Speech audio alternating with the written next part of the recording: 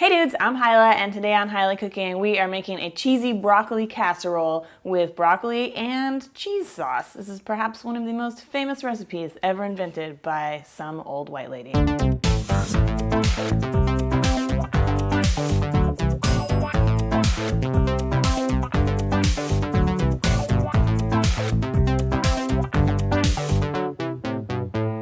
All right, for the broccoli part of our broccoli casserole, I've got about a pound of broccoli here. That's like one small bunch or half of a big bunch that I've cut into like sort of bite-size pieces, whatever. If you wanted to use some frozen broccoli, that's totally fine.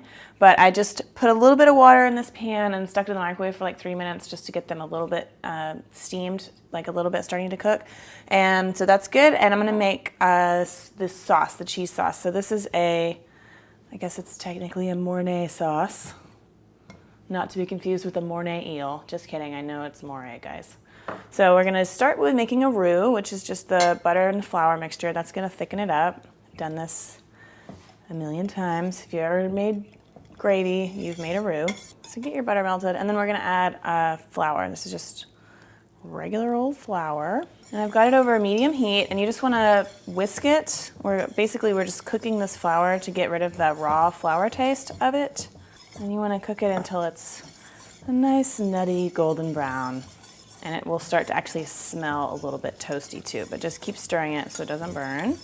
Smells a little bit like toast. That's good. Okay, then I've got some milk here. I'm gonna start pouring this in and whisking the whole time. And I like to add a little bit and make sure it's really, really well mixed. And then add a little more. Okay, we're gonna let this cook until it starts to thicken up a little bit. So this first part, we're making a bechamel, and that's just like the milk-based roux thickened sauce. And then when we add the cheese to it, then it becomes a Mornay. So kind of teaching you guys 2 sauces in one. So you're welcome. Gonna start thickening up here. All right, you can add the rest of that.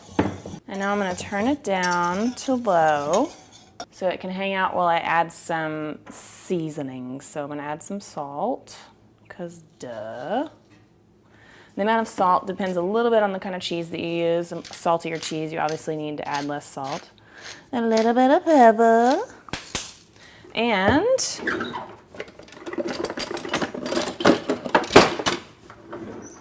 a little bit of nutmeg. So now I've just got this over like a medium-low heat, and you just wanna keep whisking it for a couple minutes until it gets a little bit thickened. Okay, so it's a little thick now.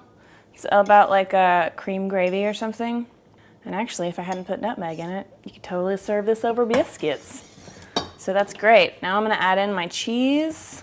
I've got the heat off. And I'm using a sharp cheddar mixed with some Parmesan. Traditionally, a Mornay sauce would be like Gruyere and Parmesan, I think. You can really use any kind of cheese you want. I really like sharp cheddar with broccoli, but Gruyere would be great, Swiss cheese, Gouda, things of that nature. So there, we've got a great cheesy sauce. But wait, there's more. I'm actually gonna add a little bit of sour cream because nothing says, this reminds me of my grandma, like a big old spoonful of sour cream stuck in something. It adds a little bit of tanginess too, so that's actually really nice.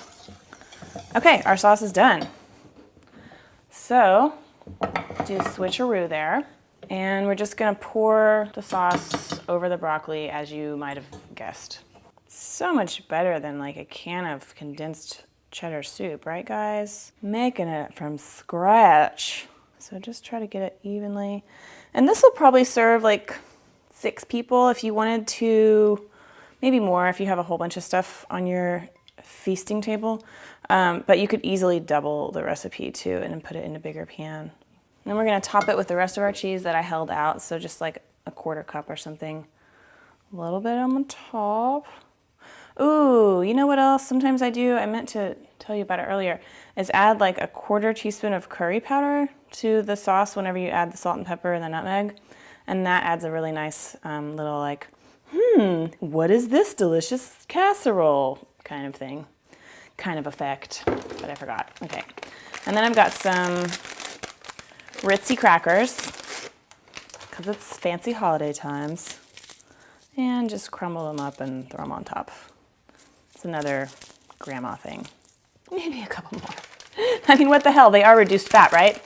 Tell it to my butt. Yay! All right, so now I'm just gonna put this in the oven, 350 for, I don't know, 20, 30 minutes till it's nice and bubbly and the broccoli's all cooked. Okay. All right, there you have it. A cheesy broccoli cheese casserole, everyone. Let's get a little bite. Oh, that one looks perfect. Oh, yeah. All right, well, if you like this recipe, please check out my green chili mac and cheese recipe for another cheesy-licious side dish. And also, chicken pot pie is a great thing to use leftover turkey in. You can make a turkey pot pie. That's what it's called then, guys. All right, well, thank you for subscribing. Make sure you do that so that you get notified whenever I release a new video. And also come see me at HilahCooking.com for printable recipes and the answers to all of your culinary questions. Well, most of them probably. This is the dance that I do when I eat a cheesy broccoli casserole. I need to work on a song, but thank you for watching. See you guys.